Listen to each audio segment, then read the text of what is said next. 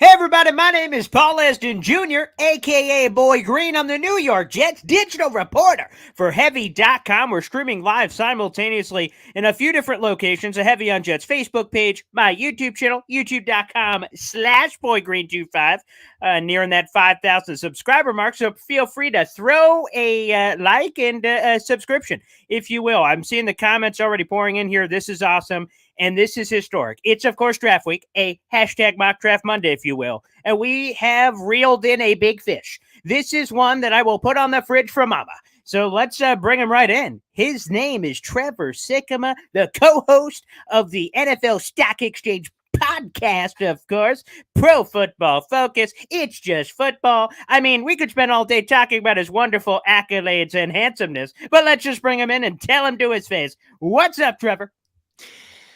Paul, no one gives me a better introduction. When you asked me to come on the show, I'd be like, you know what? I do. Like, I need a little bit of an ego boost today, and Paul's going to give it to me. So I appreciate that, my friend. This is when you also said, oh, it's mock draft Monday. I said to myself, is it Monday? What day is it? Because we're just, it's to the point where they're all blurring together, but we're all getting ready for Thursday, whether it's Sunday, whether it's Monday, whether it's Tuesday, we're all getting ready for Thursday to see what happens for round one. And I'm excited to go through this little 7-rounder with you, my friend. Yeah, for folks and fans that are watching, listen, this is going to be the coolest thing in history. Trevor Sikkema, obviously, is a walking NFL draft demigod. He has all the knowledge, all the answers, and what I'm going to do is you're going to see it on the screen. You'll see my face. I apologize for that. You'll see Trevor's face. I just made it up to you. And then, of course, on the screen, we will have the PFF on brand, wink, mock draft simulator. And we will be going through this so you guys can see the process. It will be a 7-round. The Jets only have six picks worth of rounds through the top 6 rounds. But nonetheless, we'll kind of walk you through the process. You sometimes see this with Trevor and Connor when they're doing, the NFL Stock Exchange with PFF, and you guys get to see the thought process. This will be my final mock draft. Trevor still probably got 1,000 more to go before we actually get to draft day. But we'll throw it here on the big screen. I'm going to be picking, of course, Trevor's brain here as we're going through this, and we could talk needs and all kinds of things. And we'll be doing that right now. So let's throw it up on the screen here. This is juicy. This is the PFF mock draft simulator. And I wanted to leave it on this step to make it perfectly clear to everybody watching at home all the settings. I tried to make them like 50% down the board. The public PFF board, positional value, draft for needs, randomness, and all that jazz. So without further ado, let's get this party started. Let's hit enter draft button as we go through this, and let's start this draft. So first off, right off the bat here, I think we're going to get to some of the obvious things here. Trevor, wow, interesting how this board broke already in terms of our BPA here. This is, wow, there's a lot going on here. So I will say right off the top that the normal guy, and there he is, Broderick Jones. I was going to say the normal guy before we can get started in every mock that you do, and tell me, because again, I'm the puppeteer here. You tell me where you want me to put this board or positional or anything else you want, and we'll look at this while we're doing this live. I will say that the normal pick for you guys, you and Connor, has been Broderick Jones, almost automatic here for the New York Jets. And he is on the board along with a bunch of other players. Darnell Wright, it appears, is on here. Anton Harrison, all kinds of Tyree Wilson somehow is on here. So, yeah, there's players all over the place on this board. Trevor, what is the offensive tackle? Your immediate thought? Is it that or nothing? Like Todd McShay said, it's a quote-unquote near lock in his opinion that it will be offensive line. What say you, Trevor? It feels that way. I think you bumped the randomness up a little bit from the way apparently too much the settings normally are, but I can't remember exactly where they were, so we'll roll with this one. Look, I think that offensive tackle is definitely their priority at 13. I'm sure, as so many other people, I mean, I've had this conversation with Connor Rogers, my co-host, a ton about what the Jets could be thinking and what the big difference is, because him and I have talked about this, and going back to when the season ended, we both firmly believe that if the Jets would have just had competent quarterback play throughout the course of 17 games, that's a playoff team. And the reason why that they might not be this upcoming year, even with the addition of what we believe is Aaron Rodgers coming to the team, would be offensive line. Like, offensive line really, to me, is the only thing that's really holding them back from guaranteeing a playoff spot, even in a really tough and tight AFC conference. So you've got to get an insurance policy. And more than that, you've just got to get a guy that you know can be a starter for you long term, because even if like it works out for you next year with the guys that they have on the roster, it's no guarantee that the year after that, okay, things are totally fine. We don't need to draft anybody else. We don't need to have anybody else in the farm system. I mean, like Dwayne Brown, sure, he's got experience, but he's getting up there in age. Is Max Mitchell going to be a reliable offensive tackle for you? Is he going to be more of a swing guy? What do you make of Mekhi Becton in his injury situation? So I'd be looking offensive tackle here. If this were a predictive mock, I would tell you that Broderick Jones would be the pick. If this was what I would do mock draft, I would be picking Darnell Wright. So those are the two different options for me. Both of those guys would be pretty high on the list, but that's how I would divide it up between what I think would happen versus what I would do. Okay, let me pick your brain about this on Broderick Jones. So in the build-up, because obviously it's been such a popular pick, I've wanted to dig in a little bit more on Broderick Jones, and I need your thoughts here again, because Trevor Sikkema, he knows everything in the gosh darn book, baby. Obviously, that's why we brought him on the gosh darn program. When I read Broderick Jones, he had this profile for Bleacher Report, and again, it's just one person writing it, obviously, but heading to Georgia. This is him as a high school prospect saying, "Hey, I'm going to Georgia." The write-up on him was like, "Man, he's talented, but super raw." And then, like, coming out, like, now to the draft, I was reading another profile, super talented, but still raw. So, like, I made this joke on the show the other day, like, raw for what? Is he trying to be a doctor? Is it going to take 8 years for me to see this thing through? This raw thing, is this raw thing being tossed around too willy-nilly on Broderick Jones? Raw? Like, what the hell am I waiting for? What is at the end of the rainbow, Trevor? Or is that nonsense speculation that people are saying when they use that term and Broderick Jones? I'm just curious. No, so I think that's how I would describe him as well. I'm not as high on Broderick Jones as other people are. He's still a top 20 player for me. I want to make that very clear, but I think he ended up being OT4 for me, behind Skoronski, behind Paris Johnson Jr., and behind Darnell Wright. He gives you the mold of somebody who can be a fantastic NFL player. The size, speed, overall functional athleticism with it, with how he plays.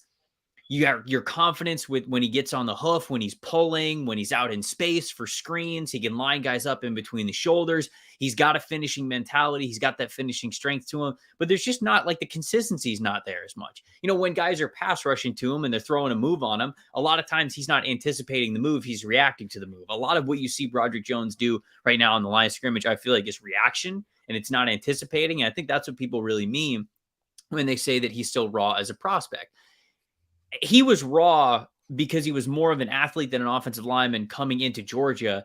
And then, yes, his scouting report does read very similarly to his recruiting profile, but he only started 1 year. You know, this past year it's not like this is a 3-year starter who is still trying to figure it out. This was a 1-year starter who is just going to the NFL. He's going to be one of the younger prospects, and that's just kind of what you have to live with. So I think the floor for him is a little bit lower just because he's not as refined as some of these other guys coming into the league, but the ceiling, I mean, is sky high for him. I definitely think he can be a starting caliber offensive tackle, maybe even a Pro Bowl caliber offensive tackle if he hones in that consistency and really works on his craft. But he would be somebody who I think he's a good pick for the Jets because they do have other options at offensive tackle right now. It's not like they have to throw him out there no matter what, but if they did have to throw him out there, I think you're okay with it. Like, I think that you can live with it, knowing that he's probably going to take some lumps to him.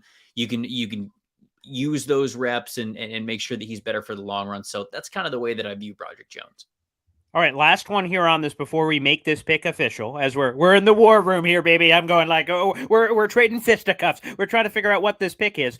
I'm going to go back to, and you know this a little too well, Trevor. By the way, I'm surprised you haven't sent me roses or flowers or chocolates or something for this. Back in 2020, the Jets had an interesting conversation with the 11th overall pick. And from what I've gathered from talking to Jets people, okay, when Mekhi Becton and Tristan Wirfs were on the board, the top 4 offensive tackles that were supposed to be, Jets were hoping they'd just get one. From what I heard from Jets people is the reason they didn't want to take Tristan Wirfs is they thought he was only a right tackle, and Mekhi Becton, who was the only other one available, the other 2 were taken ahead, had left tackle, and they were like, well, we like Mekhi and Tristan, but Mekhi, left tackle, booyah, he's the picks. And some team named the Tampa Bay Buccaneers seemed to take old Tristan Wirfs. He ends up being an all-pro. Now that, what the hell? He's going to left tackle anyway. So what is going on there? So anywho, I digress. Again, I still go to counseling on a week-to-week basis about that. So comparing that to now, Trevor, I don't know. It's probably not a fair apples to oranges thing now, but with Broderick, who is just perceived left tackle, and Darnell Wright, who a lot of people just say is exclusively right tackle,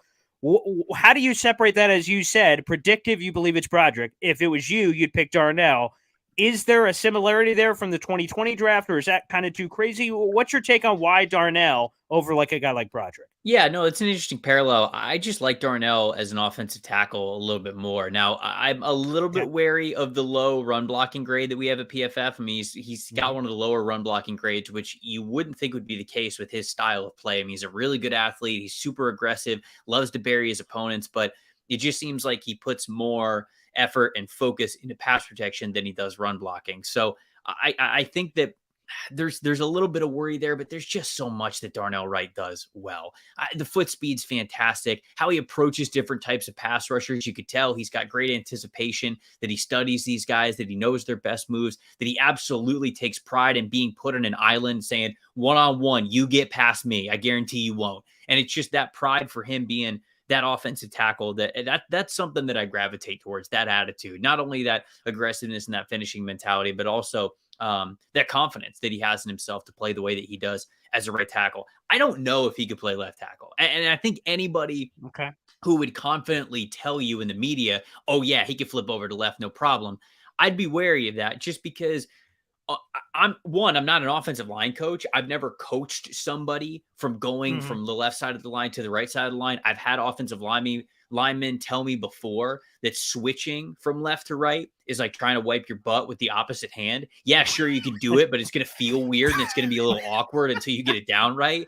And so, and it, like, some guys can overcome that. Like, some guys are just so naturally good at the position, naturally good at movement, that they're okay with it. But, you know, if you've been a right or a left tackle for so long throughout your career and you're consistently, you know, kicking with your right foot and your right arm is the first one that goes into the chest of other guys, and you've just got your tendencies as a right tackle, and then all of a sudden they're telling you to do it on the left side, that can be a little bit awkward for a little bit. So for Darnell Wright, that whether or not he could play left tackle or right tackle, the talent part is not an issue to me. I think he's talented enough to play left tackle, but it would be a matter of, if you brought him in for a private visit, getting him with the offensive line coach, get him kind of out on the field a little bit, having him move around a little bit, having him show you what he can do, focusing on the left versus the right. And you just got to be comfortable with that. So that's kind of my overall thoughts. Again, I've got Wright ranked higher than Broderick Jones. And so that's why I'd be going with Darnell Wright. But if we want to keep this a little bit more predictive, I think Broderick Jones is obviously a great pick as well. Well, hell no, Trevor. You're the gosh darn GM here. And again, in WWE style, I am special counsel to the tribal chief, the head of the table, the face that runs the place. So I'm just going to give you some Jets insight if you need it. But no, let's run the pickup. We're going Darnell Wright. That's what Trevor Sikkema says. Booyah. I just want some good gosh darn hog maulers to be protecting, of course, Aaron Rodgers. And I did notice that, well, maybe Mayor does slip, but I did notice apparently I did probably put that randomness too high. That's okay. Part of the learning lesson here. That may have been a mistake, but you know what? As they say, you know, shit happens in life. So we're just going to keep rolling with it. So the Jets do have back-to-back picks here, 42, 43 here in the second round. No third-round pick because of that Elijah Moore trade up. And again, I think an Aaron Rodgers trade may eventually happen, but we will just, if it's fine with you, Trevor, we'll operate as if the Jets are going to make these picks. Again, that could change, obviously, here in the coming days, but just for the sake of the exercise, we'll just kind of go through as if they have those picks here. So, again, back-to-back picks is a little interesting as well. Where do you go? There is a center on the board, John Michael Schmitz. The Jets did re-sign earlier today, Connor McGovern, but it seems like a great move, Trevor, and I'm curious your thoughts as well. But, you know, heading into a draft, I always want to plug as many holes as possible so you're not forced to do something. Because prior to the Jets re-signing Connor McGovern today, they had a whole lot of zip and pip at center. I mean, a whole lot of nothing burger. So Connor McGovern, like, he's fine. Again, I probably wouldn't bring him home to my mother and say, here's what I've got going on. But, you know, he's something. So there's a little bit of a floor there that you could go John Michael Schmitz potentially, and then you have a young guy competing with the veteran. I've heard a lot of people talk up Steve Avila at a TCU potentially.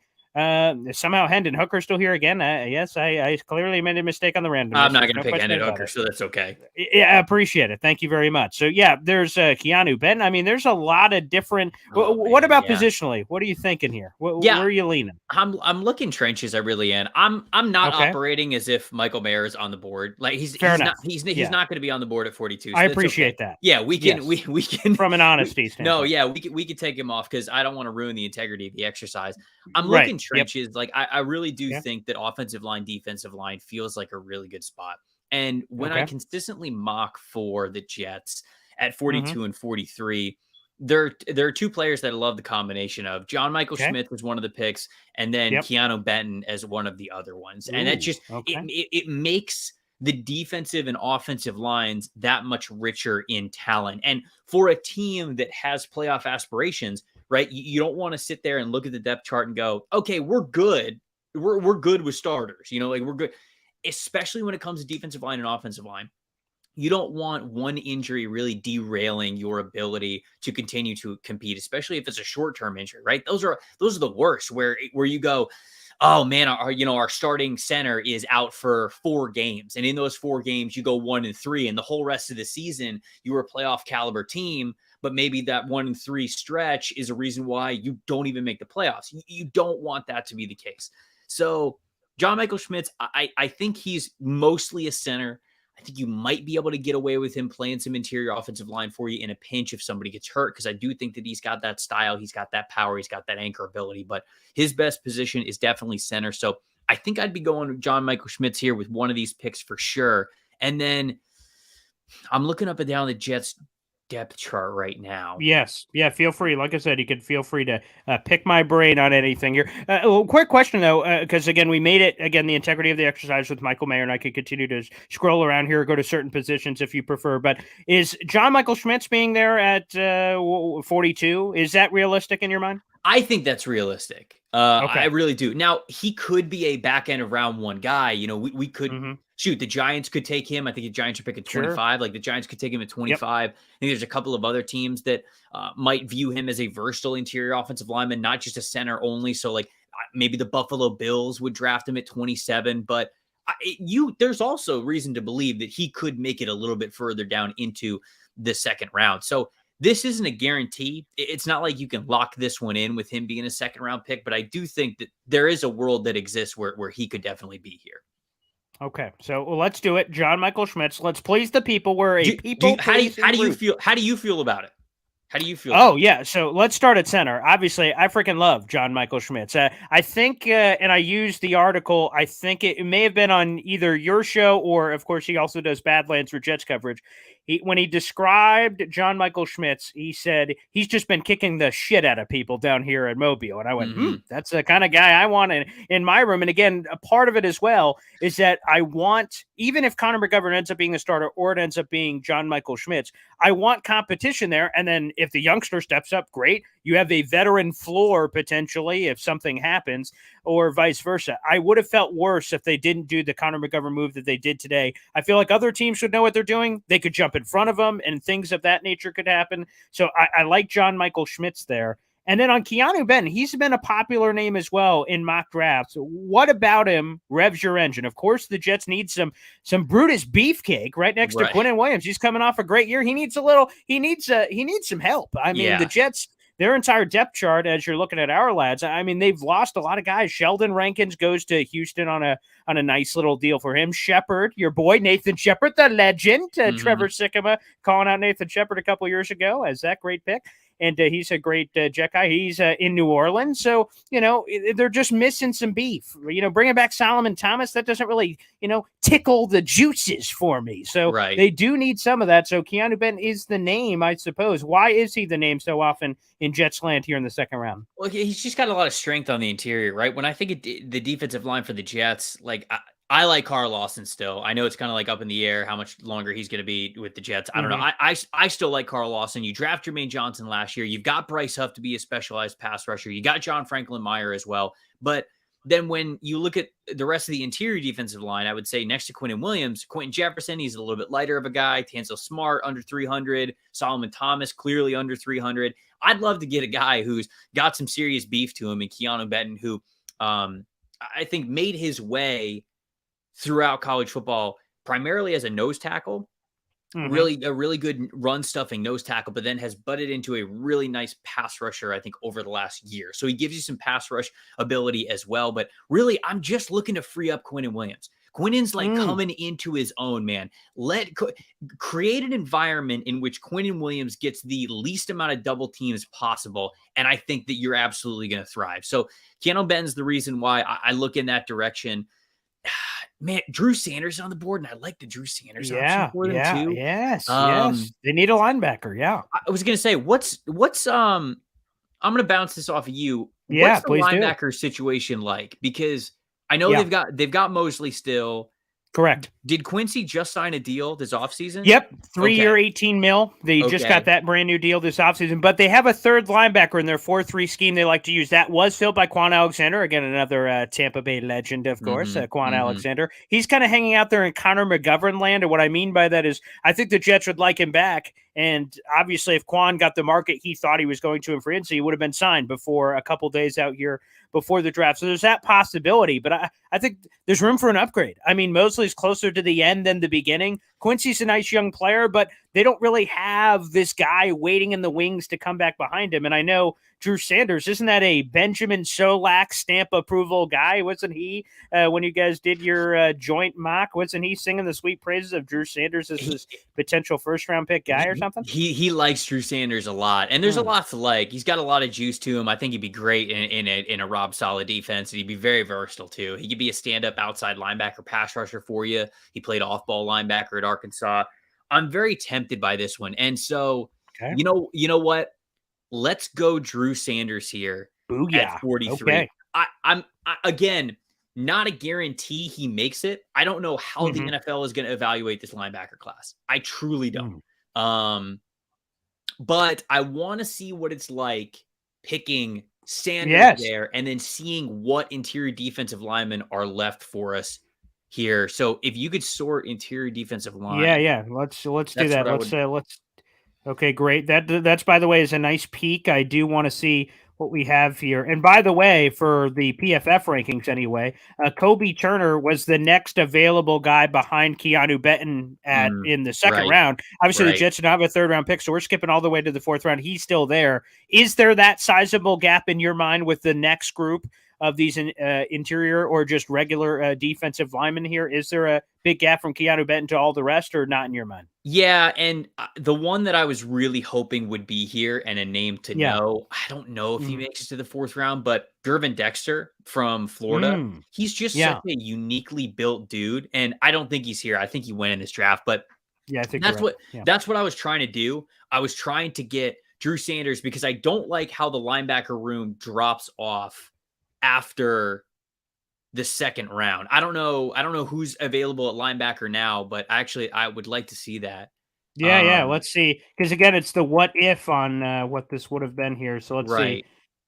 Dorian Williams, Ivan Pace Jr. This is the group that I felt like would have been left, and I don't love any of these guys as potential starters. So I was hoping that Dexter might be available because he is that huge, unique run stuffer in the middle. He's just got a unique body. He's massive. He's like 6'5", 6'6", brings a ton of weight to the position, great anchor ability, so imposing when he gets one-on-one with those interior defensive linemen. You know, he's got them under control. He's peeking behind the line of scrimmage. And then when it comes to making the decision of where the ball carrier is going, he's throwing those guys left to right, and he's got the strength to do it.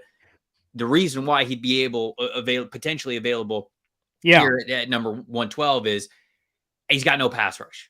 None. He is consistently the last player out of his stance after the ball is snapped. And it's just, I don't think that's going to get better at the NFL level, but it's okay. He's still got that bulky mentality. So quick question before we go back to defensive lineman. I just saw this in Dane Brugler, great buddy, and also you guys had him on the show earlier in the offseason. He dropped a 7-round mock draft, and there was a name that he mentioned, and you guys can also see it on the screen as well, that you guys talked about way back in summer scouting. And by the way, I told you over text, Trevor, but also to Connor, that your guys' summer scouting got me more prepared for the draft than anything in history. So this was great. And one of the names you guys said is this fun name that has been like in the high school world that we were thinking of before he went to college. Owen Papo, is that how you pronounce that? Yes. Yeah, Dane Brugler mocked him to the Jets in a 7-round mock in the 5th round. Again, the Jets already answered linebacker here with the Drew Sanders pick. I'm just curious your thoughts on him because I don't know if we got the updated Trevor take since back in summer scouting of kind of where he ultimately kind of filtered out. What do you make of him? He seems like a freak. Yeah, I think a 5-star athlete coming out of high school. The Yeah. Auburn people were really pumped up about him. He got a starting job really quickly. I don't know if he anticipates as well as he should, especially with all the experience that he has now. I just phenomenal athlete, but I was really hoping that he was going to bud into, or blossom, I should say, into a linebacker who was better with anticipation, was able to click and close a little bit faster just in putting that foot in the ground and getting to where the ball was going.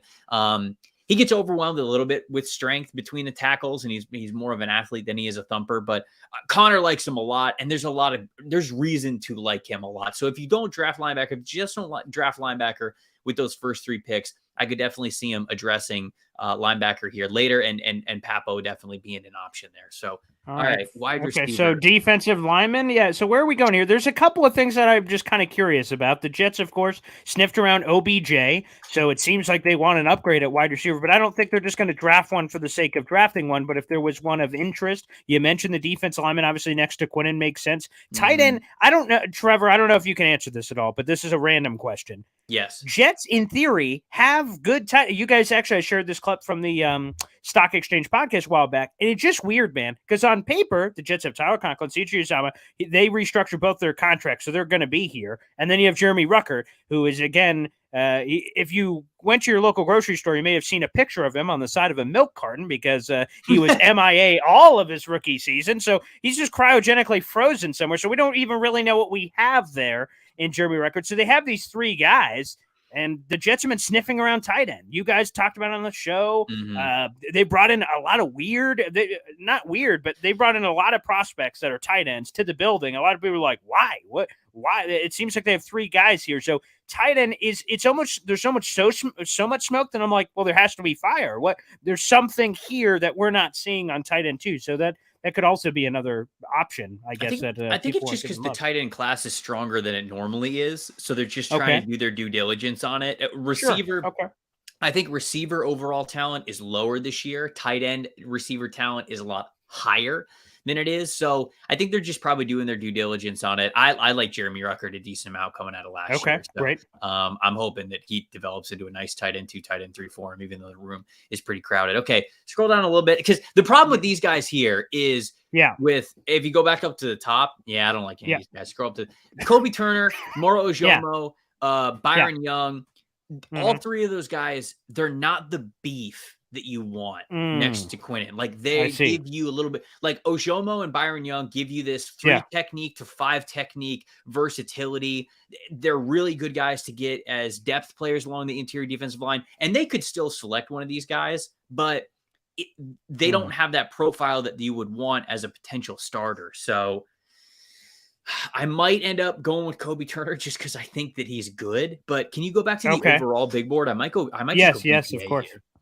Okay, if we're going BPA, there's Tanner McKee, I guess, but Anthony Johnson Jr. KJ Henry, I don't hate. That's not bad. Chase Brown, I like. Oh, okay. All right. I've Deuce Vaughn, Riley Moss, Ivan Pace, Byron Young. Also, Bretton Strange, which Todd McShay is a Bretton Strange guy because I guess, Todd McShay's tight end coach from his old days at Richmond is like, I guess, the tight end coach now at Penn State, or somehow has worked with Strange, and he's been feeding him stuff on all his television shows. So he just keeps mentioning Strange to this guy that people love. So like that's just another name that's floated out. Very interesting. Okay. I'm gonna take Kobe Turner here just because he's the best player on the board. I really don't know where Kobe's going to get drafted, but he feels like late day 2, early day 3 version of Kalijah Cansey. Kalijah Cansey's just getting so much buzz because of how I love Cansey, man. Athletic he is, an interior defensive lineman, and how he just gets straight up into the chest of these guys and overwhelms them. Turner plays with a similar style. He just wasn't as dominant. He's a transfer from Richmond. It was his first year, I believe, at Wake Forest this past year. really burst on the scene. The problem is he's not getting a lot of love in this draft process. Wasn't even invited to the combine, which is crazy. Oof. Definitely should have been invited to the combine. But yeah, I think that he is he's a really good interior defensive lineman. Not exactly what they need, but he's so talented as a pass rusher. You're gonna bring him on here. So. Okay. All right. And now we jump over here to the 5th round. By the way, I'll give a quick shout out. I see it in the chat here. Buffalo Jet fan saying, look, these couple of handsome guys. I don't know about me, but Trevor, that's for sure. He's increasing my profile. It's almost like if you go to a bar and you're around a 10, my points just went up a little bit. So Trevor Sikkema, yes, we need to hang out more together, quite frankly. That is only helping my case. So I love that. There's no doubt about it. Let me ask you about this. This is a shameless plug to bring up my boy, because Trevor here, I have to tell you right off the top. The reason why Connor was on my mind is because he blew it, Trevor. You were a true Sean Tucker guy from summer scouting. You included him in your top 5, as you should have, as one of the gosh darn best running backs in this class. Connor was like, I don't know. What do you mean you don't know? It's Sean freaking Tucker, man. So I just have to say, Trevor, that rev my gosh darn engine, baby. Sean Tucker, who, by the way, adding a little bit to it, he's had this kind of mysterious illness throughout this process, which has been kind of scary because, like, when we watched him on tape, because I'm here locally in New York, so we get to cover the Syracuse football team, he didn't quite look like Sean Tucker from the prior year, which is you guys doing your summer scouting off of. So it always looked like something was wrong, but there was nothing ever in the medical report, so we didn't know. So he doesn't participate in the combine, couldn't participate in the original Syracuse Pro Day. And as of recording this, we're doing this live on April 24th. Sean Tucker had his own Pro Day at Syracuse earlier today, and apparently the Jets were there and a couple other teams. The Jets need some Breece Hall insurance. Sean Tucker's there, a Trevor Sikkema favorite. I mean, I'm sure you made a typo and he was really the number 1 running back in your class. I'm sure that's how it was supposed to be, Trevor. Yeah. But gosh darn Sean Tucker, baby. Hey, he titillates my juices, man. I like Sean Tucker a ton, obviously, coming into this season. I didn't think he just did not have nearly as good of a year as he did the year before. And the vision, the biggest reason why I ended up dropping him, because guys have good years and they have bad years all the time. I think that's fine as long as the traits are still there. The part that really worried me is how he saw the line of scrimmage and how he saw open space was not the same this year compared to what it was last year. And it makes you think, okay, was he just kind of guessing last year and he got lucky? And I don't. It sounds mean to say got lucky, but was he more guessing last year and it just happened to work out for him a lot more? Because this year, you're trying to rationalize it. I understand you're trying to rationalize what did he see and then not see, so we're left, I guess, trying to speculate on what it was. No, that makes sense, Trevor. The physical ability, though, the north to south, the putting his foot in the ground, track star, all of that shows up easily. So, I think I do have him ranked above Israel Abanaconda. So if we're gonna go with a running back, damn right you do. Yes, we're going with the Sean Tucker guy, but I like Keaton Mitchell as well. He's more of a specialized back. Are you a quarterback development guy? Are you in that at all? Because who knows where we're at with Zach Wilson, of course. Aaron Rodgers set to come. They got some guy named Tim Boyle here. Who the hell is that? No one knows. But, so they could use a developmental guy. I don't know how you feel. I heard what's the kid's? Yeah, the Dorian Thompson-Robinson kid's been getting some buzz. I don't know if you're in that range. They have Zach Wilson. That's another. I wouldn't be drafting a quarterback. Fair enough. I'd have Zach Wilson. So let's go Sean Tucker here. We can go Sean Tucker at 143. Yeah, there you go. One for the people, baby. I would like to get them a running back at some point anyways. And I think that Tucker feels like a good one. 100%. Couldn't agree more, Trevor. Gosh darn it, you're the best general manager I've ever worked with. There's no question about it. I guess I should say that too, lad. We do Randy Mueller, that interview every week with former NFL general manager Randy Mueller, but we appreciate that as well. And that takes us to the end here, Trevor. We only have one pick left. It's at 207 overall in the 6th round. This is the final pick the Jets have in the 2023 NFL draft. This is the BPA board that we have in front of us here. So let's give this a quick gander. The Jets, we haven't gotten safety yet, so safety obviously could be a possibility. Never have enough offensive linemen, I suppose. I actually would not have hated DeMarco Helms, who went literally one pick ahead of I see. Where the Jets are picking here. I think he's definitely an option for him. Have you heard the Jake Witt story? Have you heard that? Dane Brugler did a piece about that. No. Very nice. What's the Jake Witt story? Yeah, basically this kid, Jake Witt, which people were like, who the hell is this guy? And I'm not surprised there's like nothing to look at here. You're right. Is that His first look is no look. There's nothing on here. He's this crazy former tight end prospect that caught on as an offensive tackle, and all of a sudden, 265. I don't even know. Yeah. Look at that. Yeah, 265. So he's again a tight end that moved to offensive tackle, and they just kind of tried him out at this like. I don't think what's his school. Oh my god, I just had this in front of me. Where's Jake Witt from? I don't think we have it listed. Oh yeah, it's not even. Oh. Well, okay. It's like one of the Michigan's like Eastern South Technical Campus. Let me look that up real quick. Michigan University.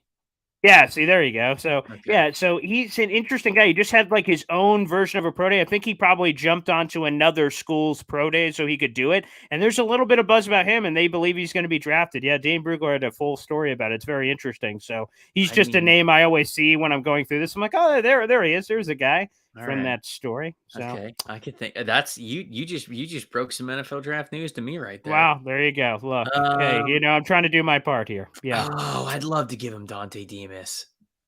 Oh, really? Yeah. Well, what's his story? I'm all for wide receivers. Give me the skinny on this kid. Dante Demas, as you can see right there, the overall grade really nice in 2021. Not nearly as good last season because he had a terrible knee injury midway through 2021. We didn't know if he was going to come back and play. So he could have fought to be a top 10 wide receiver in this class if he would have been fully healthy. I mean, you look at him. You love the size, 6'3", 250. Yeah, 100%. He's a big body wide receiver. I have no idea if they would even draft him based off the knee injury because it was bad. It was like multiple torn ligaments. And really, but you got to think to yourself, if a guy is going to come back from that, it's not going to be a bounce back year. Like this, the fact that he just played football last year was pretty encouraging to me. He clearly did not look like the same type of wide receiver. The explosiveness was not there, but the confidence in his knee probably wasn't there either because you talk to anybody who tears their ACL and they will tell you the last thing that comes in the recovery process is your confidence in your knee. The doctors will tell you you are good to go for months before you actually believe it yourself and are actually able to become that same athlete again. So Demas was on a track to be a really good wide receiver before the knee injury. He actually played last season. Maybe you take a flyer on a wide receiver who could end up being a rosterable guy. That makes sense. Yeah, sure. I don't totally hate that. Diabate is more of a specialized pass rusher. Cam Latu, there's a tight end if they want to dip into the receiver tight end class. But again, I don't really think you need to at this point. Is there any position that we didn't hit that you would like to hit here at the end here with this final pick? Is there anything that's standing out to you? Yeah, that's a good question. So, let me see. As we're doing our live navigation here, as I'm trying to see analysis, is that where we can see all our picks? There's actually not a tab for it, which I hate. What in God's green earth, Trevor? Come on, put in a good word, Mr. PFF. What the hell's going on here? Unless I don't know how to run my own machine. We picked. Well, let's see. We picked Darnell Wright. We picked offensive tackle. We got center John Michael Schmitz. We got Keanu Benton. Or Drew Sanders. Excuse me. Yeah. Kobe Turner. So we picked the interior defensive lineman. Yep. Who did we pick last? Or was that it? They got one more pick. Who was the last? Yeah. Oh my gosh, it was just Sean Tucker. It was your boy, Sean Tucker. Yeah, Sean Tucker. Yeah, so I guess the ones are safety. We haven't touched that yet, so safety could be wide receiver. Obviously, could be there as well. Let's look at safeties. Who do we got left? Yeah, let's see. Let's see if there's anything of value here. What do we got? Oh, Kiko Rashad Torrance. Oh, some Florida boy. Okay, that's good news. Okay. Yeah.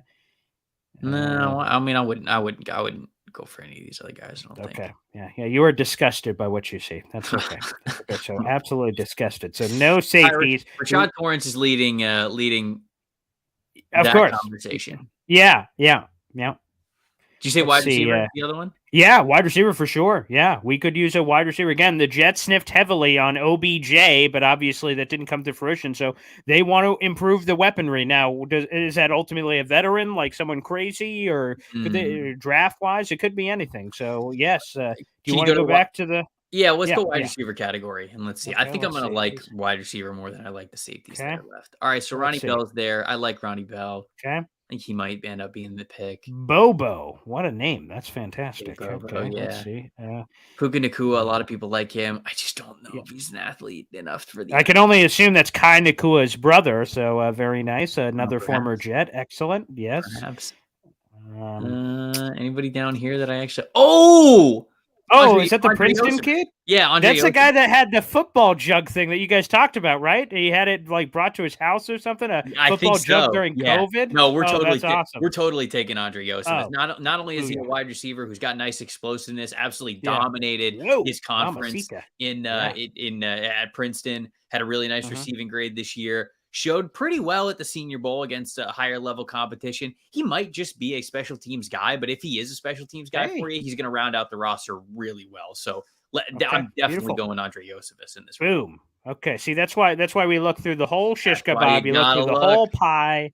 Yeah, that's what proper GMs do. Boom. Okay, so PFF is going to grade us and make us feel immediately great or terrible about what we did. So let's recap. Oh wow, there's a lot to like here. Okay, so an overall Andre's a D. Get out of here. Yeah, Trevor, what the hell? What's your PFF people doing? A D. It's a 6th-round pick. No, I got to. Please do. Andre, screenshot this. Send this to the PFF bosses and go, what the hell's going on here? And immediately, can they change this grade after the fact? Can they say, like, we're sorry. Let me fix that right now. So, okay. This is humans grading every mock draft that comes in. No, 100%. I can appreciate that level of dedication from the Pro Football Focus overlords, obviously. And in closing here, and thank you so much for your time here, Trevor. Just looking overall, this is the haul that the Jets end up getting here. Mm-hmm. What's your take? I mean, what do you think of this? So, again, it's kind of the conversations that we had. I like Kobe Turner a lot as a player. I think the Jets would probably be better served getting a heavier-handed defensive lineman. If I had to switch it, if I had to switch anything here, I might switch the priority with linebacker and defensive line. I think I would have picked Keanu Benton at 43, and then I would have probably gone Dorian Williams. I think would have been available somewhere in the 4th round. That to me would have been the better impact for this team, just because they have their linebackers already. So if you're adding Dorian Williams, it's kind of more of a luxury, somebody who could be a rotational player, maybe a starter one day. And Dorian Williams is honestly, he's like a great Quan Alexander type of replacement because of the type of player that he is. So that would be the one change, just looking back on it, that I would have made. Well, fair enough. Well, Trevor, of course, that's exactly how the draft is going to go. So people, take a screenshot of that, send it to your local betting people, because that's how it's going to come to fruition. And I guess in closing here, Trevor, which side of the fence are you on? Are you on like it's draft week and you're so fired up because you've been talking draft and doing all this draft for you guys since last summer, as I was hearing on the podcast this morning? Or is it like, oh, geez, good Lord have mercy, it is finally here. We can kind of move on and get it over with. Which side are you on? Do I even want to know the answer? No, you know what it's going to be for me. I'm excited. I'm as excited as can be, man. This is the Christmas week lead up. This is so much fun for me. A lot of people hate the rumors and the last second this and that. I love it. I love hearing this stuff. It's so much fun, man. This part of the process is so great. I love it. I know my co-host Connor does as well. That's why I love so much doing the podcast with him. It makes for a lot of good conversations. We just dropped both of our top 150 big boards last night on the episode. Last night, we're going to have our final mock draft prediction for people on Wednesday's episode of the show. So like, that's all exciting stuff to me. I can't wait. In the best way. It's going to be a lot of fun. Trevor, are you live on the desk again this year for a live draft show for PFF? I am indeed. So PFF's going to have 3 days of live coverage. Chris Collinsworth's going to be joining us for night 1. Nice. It's going to be me, Sam, and Steve and Seth for night 2. And I think it's going to be me, Seth, and Anthony Tresh as well for day 3, the long haul of day 3. So we're going to be live for all 3 days. Anytime people want to come check us out, it's on PFF's YouTube. God bless your soul. What a guy doing all of that. Trevor, you're one of the best in the business. Always appreciate you coming on. It's only fitting, poetic, that you joined us way back when, the first Monday after the Jets season was unfortunately over, and then now the last Monday before the draft. It feels poetic that we've come full circle here, baby. So, Trevor, thanks for gracing us with your presence, my friend. Appreciate it, Paul. Anytime, my friend. There he is, Trevor Sikkema. You can follow him on Twitter at Tampa Bay Trey. Thanks, everybody. We'll see you next time.